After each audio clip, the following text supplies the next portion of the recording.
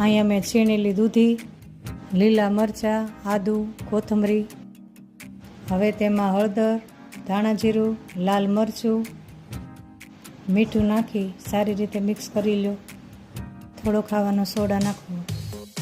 એમાં મોટી વાટકી ઘઉંનો લોટ, થોડોક બાજરાનો લોટ, થોડોક ચણાનો લોટ એડ કરી પાણીમાં લોટ બાંધી લો.